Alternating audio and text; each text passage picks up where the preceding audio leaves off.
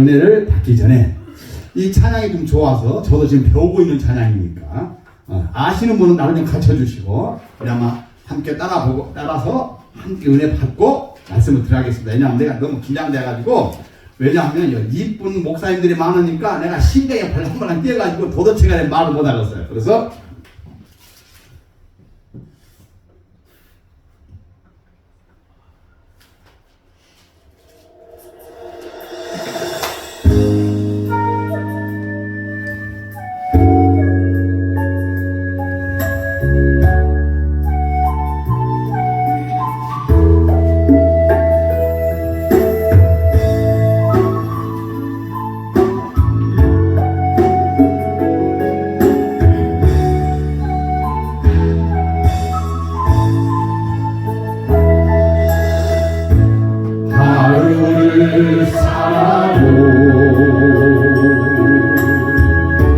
이틀을 살지라도 주님 없는 삶을 아무런 의미 없네. 날 계속하신 주님 나의 생명 되시니 주님 안에 있을 때 나의 영혼 평안해. 주님만이 내 사랑 나의 찬송 되시니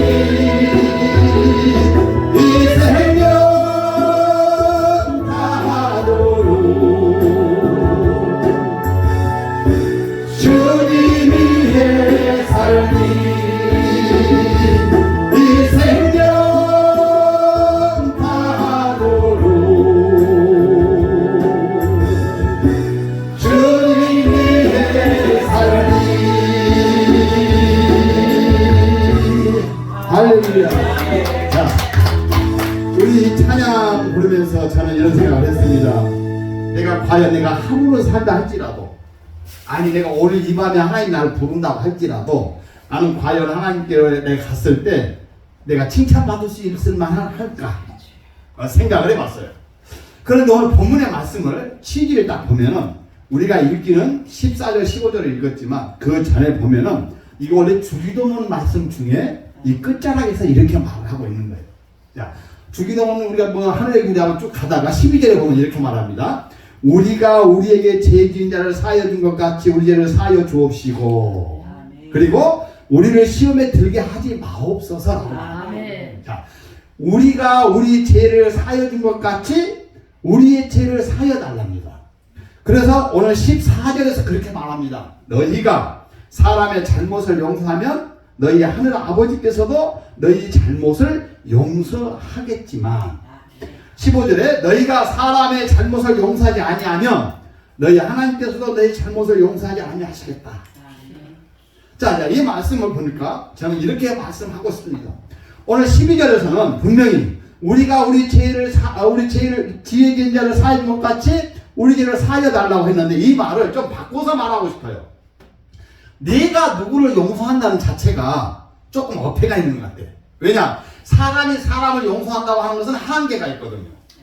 왜냐하면 한 번 용서해줘, 두 번 용서해줘, 세 번 용서해주면 됩니다. 근데 네 번 해줘, 다섯 번 해줘, 여섯 번 해줘, 용서가 안 되는 거죠. 그때는 이제 어떻게 됩니까? 내가 판단하는 저는 상종하려면 못 되네. 이렇게 되는 거죠. 그래서 12절에서 우리가 우리에게 죄 지은 자를 사준 것 같이 우리가 우리의 죄를 사해 줄 수는 없는 거예요. 사실은. 그런데 이걸 이렇게 원어에는 그렇게 되어 있다고 합니다. 하나님이 너의 죄를 용서해 준 것처럼 너도 그 용서하심 받은 너도 그렇게 용서하며 살아라. 아멘. 이것이 더 언어적으로 맞는 문법이라고 해요. 그러니까 저와 여러분은 이미 죽을 수밖에 없었던 것이 아니고 이미 저와 여러분은 죄와 우리는 죽어버린 사람이에요. 그런데 우리는 어떻게? 주님의 은혜로 십자가로 인해서 우리가 다시 산 사람이에요. 그리고 우리는 제2의 인생을 살아가고 있잖아요. 그러니까 나는 이미 용서받을 수 없는 사람이었지만 하나님이 나를 택하여서 저와 여러분을 택하여서 용서해 줬는데 그 용서받은 너도 네 형제를, 내 사랑하는 사람을, 내 지인을, 네 가족을, 내 아내를, 너의 자녀를 사랑하라. 용서하라. 이 용서가 되지 아니하면 나도 너를 용서하지 않겠다라고 하는 거예요. 오늘 우리가 예배의 모습이 왜 많이 도태되었습니까? 잘 먹고 잘 사니까 도태되는 것입니다. 옛날에 70년대 80년대 못 먹고 못 살 때 정말로 그때 성령의 바람이 불어서 정말로 우리 대한민국이 정말로 세계에 버금가는 선교사들도 많이 파송했어요. 요즘에는 어떻습니까? 잘 먹고 잘 사니까 이제는 예배의 중요성도 많이 떨어졌고, 그렇게 문화문명적으로는 잘 먹고 잘 살고, 그리고 만약 발전해서 내가 내 육체는 편안한 삶을 살아갈지는 모르지만 그 뒷면에 이 세상은 악독해졌습니다. 요즘에는 사람이 사람은 딱 5초만 쳐다보면 나 쳐다봤다고 날 패는 세대. 그렇죠? 여자가 지나가고 있는데 여자가 이뻐, 나도 남자니까 3초만 쳐다보면 성취해. 이런 시대에 우리가 살고 있어요. 그러면서 오늘 본문의 말씀에서 너희는 용서하라. 서로 용서하라. 그리고 서로 사랑하라. 마태복음 5장 43절과 47절은 우리가 너무나 많이 잘 아는 말씀 있죠. 내 이웃을 사랑하고 내 원수를 미워하라 하였다는 것을 너희는 들었지만 나는 너희에게 이르노니 너희 원수를 사랑하며 너희를 박해하는 자를 위하여 기도하라. 세상 사람들이 말할 때는 너를 미워하는 사람을 같이 미워하고 너를 사랑하는 사람을 같이 사랑하고, 이거는 안 믿는 사람도 할 수 있다. 그러나 믿는 저와 여러분은, 특히 주의 종들은 너를 비판하고 너를 미워하고 너를 정죄하고 너를 그런 사람들까지라도 사랑해라. 그리고 사랑만 하지 말고 뭐까지 해라? 기도해줘라. 우리의 삶이 이렇게 삶이 돼야 되는데, 이 삶을 우리는 다시 회복해야 할 의무가 바로 여기에 모이신 목사님들이십니다. 나입니다. 그러면 그 사랑을 어디서부터 시작해야 되냐? 내 이웃이라고 그랬잖아요. 내 이웃. 내 이웃을 3층에 사는 사람이 내 이웃이고 1층에 사는 사람이 내 이웃이 아니라 같이 살고 있는 동반자가 내 이웃입니다. 내 자녀가 내 이웃이 되는 것입니다. 나를 사랑하는 자가 내 이웃이 되는 것입니다. 내가 나와 함께 사랑하는 자부터 사랑하지 못하면 남도 사랑하지 못한다는 것입니다. 우리는 그래서 그 사랑함으로 살아가야 됩니다. 그러면 우리가 용서할 대상과 범위는, 그러면 이제 내 이웃으로 한정되지 말고 내 이웃부터, 내 식구부터, 내 사랑하는 가족부터 사랑하는 그 마음을 가지고 내가 세상을 향해 갔을 때 그 사랑하는 마음이 세상에도 퍼지는 거예요.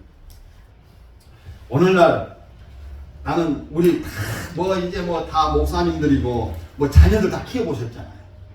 자녀들도 내 마음대로 안 되는 시대에, 자녀들은 품 안에 있을 때 내 자신식이지, 이미 딱 품이 떠나고 머리가 커지면 그때는 내 것이 아니거든요. 그런데 한국 사람들이 특히 유교 사상이 깊어서 커도 내 자녀로만 생각하니까 내 자녀가 정말로 내 마음에 들지 않는 행동을 하면 미워버립니다. 그렇다고 그 자녀가 못된 짓거리를 하느냐? 그것도 아니에요. 그런데 문제는 내가 못다 이룬 내 소망을 자녀를 통해서 대리만족을 느껴보려고 하는 그러한 사람. 이런데 여기서 무슨 용서가 나오겠습니까? 자기 마음대로 안 되면 못된 사람, 내 마음에 맞으면 좋은 사람. 세상 사람들이 좋은 사람의 기준을 어떻게 되고 있냐 하면은 말씀하고는 좀 상반돼요. 말씀에는 하나님이 나를 쳐다볼 때 뭘 보신다? 중심을 보신다고 그러지. 근데 우리는 사람이다 보니까 내가 좋은 사람을 딱 편견을 두는 것은 나한테 잘해주면 좋은 사람, 이유를 불문하고 나한테 못하면 상대방은 어떻게 됐든 간에 나쁜 사람. 우리 기준이 그렇지 않습니다. 요 기준을 틀어버리라는 것입니다. 요 기준을 없애라는 것입니다. 그래서 마태복음 5장 45절에 보니까 이같이 한즉 하늘에 계신 너희 아버지의 아들이 되리니 이는 하나님이 그 해를 악인과 선인에게 비추시며 의로운 자와 불의한 자에게 내려주었다. 이 세상에는 악한 자도 살고 선한 자도 살고 예수 믿는 자도 살고 예수 안 믿는 자도 살지만 그러나 거기는 누구에게나 하나님이 주신 일반적인 은총이 있다. 예수 안 믿어도 그도 똑같이 밥 먹고 삽니다. 똑같이 햇빛 쬐고 삽니다. 똑같이 공기 마시고 삽니다. 똑같이 물을 마시고 삽니다. 그러나 나중에 끝자락을 보자.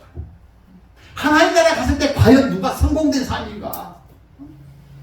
우리 누가복음에 거지와 나사로의 부자와 나사로, 거지의 나사로의 이야기가 잘 나옵니다. 부자는 호화롭게 살았습니다. 잘 먹고 잘 살았습니다. 부자는 자기가 먹고 남은 것으로 인해서 때로는 도움도 주었습니다. 거지는 세상 사람들이 별로 본받고 싶지 않는 삶을 살았습니다. 나는 그렇게 살고 싶지 않는 삶을 살았습니다. 사람들이 보기에 손가락질했습니다. 아, 저는 실패한 삶을 살았다라고 말합니다. 그러나 그의 마음에는 얻고 가난하고 주님 나머지 의지할 것은 주님밖에 없었어요.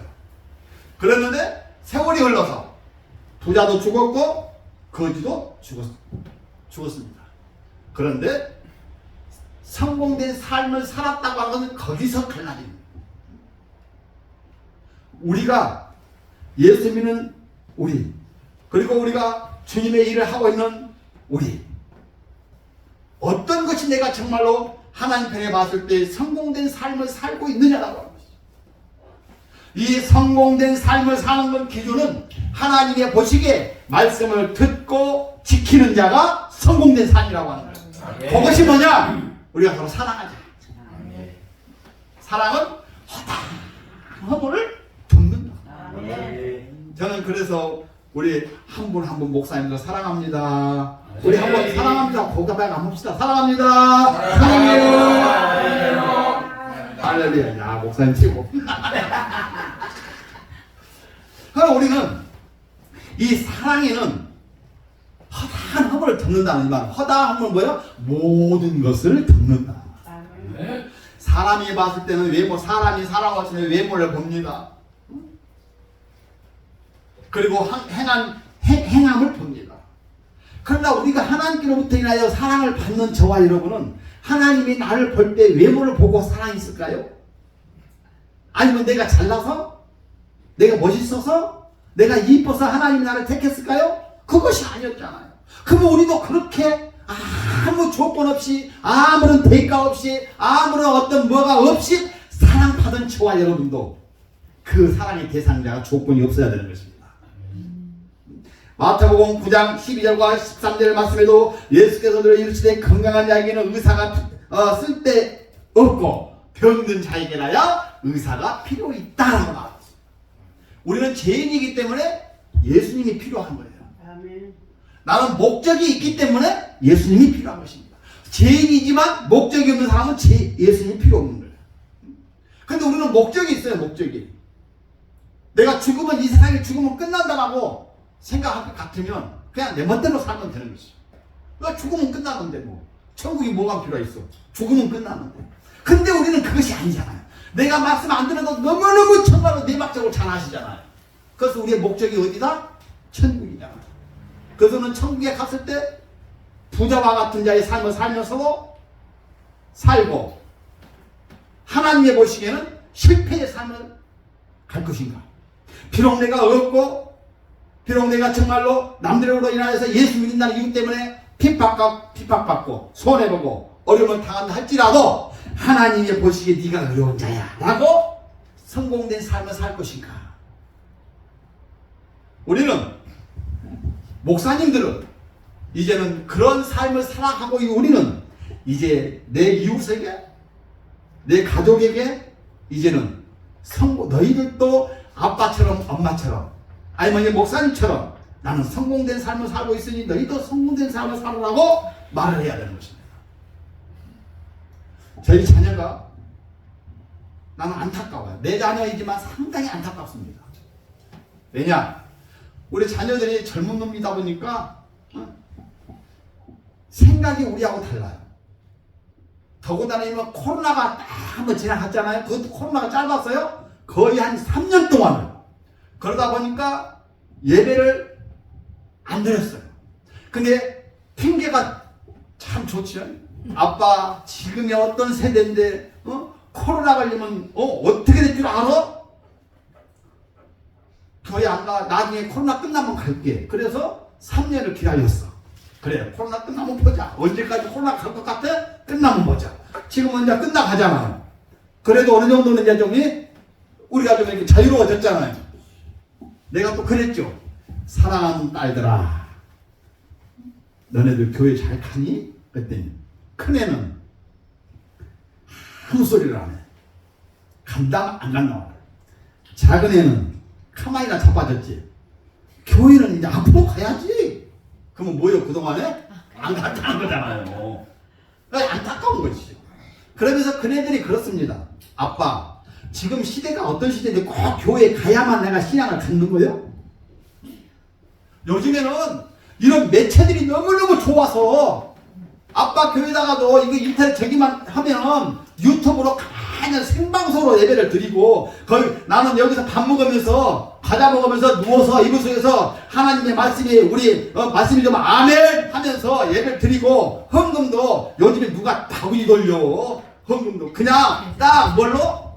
귀에다가 딱 쏴버리면 되잖아요. 아빠 참 왜 이렇게 어렵게 살라고 그래? 내가 바보 된 것 같아? 내가 그런데요 성경에 보니까 예배당에 나와서 예배를 드리라고 했습니다. 아멘. 우리는 그런 것을 다시 회복하게 해야 할 우리는 이제 사명이 있는 거예요. 아멘. 그게 먼 데서가 아니고 어디서부터? 내 가족부터, 아멘. 내 자녀부터, 아멘. 내 지인부터, 내 친구부터. 아멘. 우리 목사님들 알고 있는데 지인들이 많이 있지 않습니까? 그 중에는 예수 안 믿는 분명히 있어요. 나는 우리 친구들이 많습니다. 동창회 친구야. 모이면 한 300명 될 거야. 근데 그네들이 여기 오면은 여기 미어 터지는데. 그렇죠? 그런데 문제는 내가 친구가 목사님, 우리 그래도 동창회에서 친구가 내 동창들 중에서 목사 된 사람 나밖에 없더라고. 그러니까. 그 한 200명이 넘는데. 집사는 있습니다. 그런데 나한테 그러는 거예요. 이야, 우리 동창회에서도 말이야. 그래도 사자가 나왔대, 사자. 그런데 목사에서 조금 그런데 의사, 판사가 아니고 사자는 사자다 이거야. 그러면서 뭐라고 그러냐? 동창회를 한번 갔더니 오락에서 갔더니 나는 그냥 가라고 그러대. 왜 가라고 그러냐? 오락 해놓고 그랬더니 너 그래도 목사잖아, 목사님이잖아. 그래도 아무리 친구해도 그렇지 목사님 앞에서 내가 술은 못 먹잖아. 그러니까 가. 나 그냥 쫓겨났어요. 자, 그러면 나는 서운한 게 아니라 나는 정말로 고마웠고 감사했습니다. 왠 줄 아십니까? 그네들이 나를 목사로 알았고 했으면 내가 뭐 하는 사람이요? 예수 믿는 사람이라는 걸 인정했다는 것 아니에요. 그러니까 나는 감사했어요. 그래도 만나면 그렇습니다. 야 술을 먹더라도 하나님 준 건데 기도나 하고 먹으라는데 기도가 뭐냐? 그런데 전도를 해도 안 듣는 사람은 안 듣더라고요. 그러나 그것까지 우리가 책임질 필요는 없어요. 어떤 걸 책임해야 돼? 오늘 내가 그저 하나님을 전하라고 그랬으니까 전하는 건데요. 결론적인 것은 열매는 하나님이 맺으신다. 이 땅에는 왜 우리는 그래야 되냐? 로마서 3장 10절에 보니까 의인은 없나니 하나도 없고 깨닫는 자도 없고 하나님을 찾는 자도 없고 다 지구차 함께 무익하게 되고 선을 행하는 자는 없나니 하나도 없다. 그러니까 얼마나 예수 믿는다고 하면 나와도 내가 목사님이라고 하면 나도 의인은 아니다라고 합니다. 그런데 내가 의인으로 치러갈 수밖에 없는 것은 예수 믿는다는 그 이유 하나 때문에 인정받는다라고 하는 것이에요. 그러면 감사함이 아닙니까? 나는 그래서 너무 즐겁고 감사해요. 나는 개다시 봉사에 와서 내가 예배를 내가 이렇게 오래 5년 동안 드릴 줄을 나도 꿈에도 생각 못했어요. 그런데 드려놓고 보니까 이것도 말입니다. 중독성이더라고. 안 불러주면 가만 있어봐. 안 불러주면 우리 목사님이 나한테 삐졌나? 왜 안 불러주지? 이런 생각. 또 안 불러주고 안 보면은 그냥 보고 있을 때는 그냥 아닌 것 같은데 한 주만 딱 안 보면은 괜히 궁금해. 보고 싶고 그 사람이 보고 싶어. 그게 뭐예요? 오늘 그리스도 안에서 서로 사랑을 주고받았다는 거예요. 마태복음 18장 21절에 보니까 이렇게 말합니다. 그러면 내가 몇 번이나 용서를 해주면 좋겠나? 얘기 나옵니다. 베드로가 말한 거예요. 마태복음 18장 21절과 22절에 그때 베드로가 나와 이르되 주여 형제가 내게 죄를 범하였으면 몇 배나 용서하여 주리까? 7번까지 하면 되오리까? 지금 베드로는 내가 그 사람을 용서를 해준다 한 7번 정도쯤 용서해주면 많이 해줬다고 생각합니다. 네? 그러니까 자신있게 말하는 거예요. 주님한테 내가 7번 정도 용서해줬는데 나 잘한 것 아닙니까? 이거거든. 그러니까 22절에서 말하잖아. 예수님께서 이르시되 내게 이르노니 7번뿐 아니라 7번씩 70번까지라도 용서해줘라. 이것이 사랑과 용서입니다. 우리 고린도서 13장은 사랑장이라고 그러죠. 우리 많이 하잖아요. 사랑은 무례히 행치도 아니하고, 사랑은 참아주고 용서하고, 사랑은 자랑하지도 아니하고, 그리고 인내하고 참아주고 막 그런다고 그러잖아요.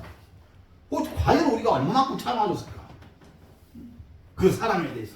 오늘 본문에서도 마태복음 18장에서도 베드로가 말했던 것처럼 한 7번에 아니라 7번만 아니라 몇 번? 7번씩 70번씩이라도 용서해주라고 그러는데, 그럼 이거는 뭐예요? 무한대로 용서해주라는 거예요. 그냥 몇 번이 아니고 무한대로 용서해줘라. 이것이 사랑하는 마음이요 용서하는 마음이다. 그리고 잘못되고 왜했다는 하나님께서 알아서 하시겠죠. 근데 사람은 나도 사람인지라 내가 보면 저 사람 아유 정말로 하나님 어디 한번 손 좀 받았으면 좋겠는데, 내가 내 기준에 그 말씀이 그거 나는 성경에 없는 줄 알았더니 내 같은 마음 가진 것도 있더라. 시편 73편에 그 말씀이 잘 나와 있더라고요. 아삽이는 하나님을 신봉하는 사람이에요. 찬양을 주도한 사람이고 시를 13편이나 쓴 사람이에요. 그런데도 어떻게 해요? 불평불만했어. 자기보다 못한 사람이 잘 되는 걸 보고, 자기가 못한 사람이, 저 사람은 내가 본 복지는 하나님이 분명히, 내가 아는 하나님은 저 사람 발로 확 밟아야 되는 거야. 지금. 그런데 더 잘 되는 거 보고 어떻게 했다? 내가 미끄러질 뻔하였다. 뭐가 미끄러져요? 내 신앙이 미끄러질 뻔하였다는. 우리는 그걸 보고 나도 그런 마음 먹을 때가 있었구나. 나는 그러니까 어떻게 해야 되겠다? 그렇게 되지 말아야 되겠다. 요거 알아가면 되는 건 아닙니까? 자, 더 길면은 은혜가 없다고 그러니 이쯤에서 우리가 좀 정리해 봅시다. 그럼 사랑과 용서는 어떻게 하라는 거예요? 무한정으로 하라. 근데 용서의 대상이 한정되어 있다? 아니다. 예수를 믿는 자든 안 믿는 자든 간에 우리는 사랑할 필요가 있다. 그리고 거기에 대한 결과는 누구한테 맡긴다? 하나님한테 맡기자. 그래서 우리는 사랑에는 아무런 조건이 없어야 됩니다.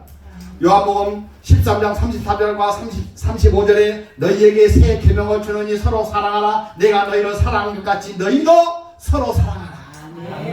이것이 저와 여러분이 행해야 할 것이고, 목회자로서 우리가 모든 자에게 행해야 할 것입니다. 그리고 우리가 그걸로 인해서 모범을 보여야 할 것입니다. 우리는 서로 사랑하고 용서하고, 사랑에는 개별이 아닙니다. 누구는 사랑하고 이것이 아니에요.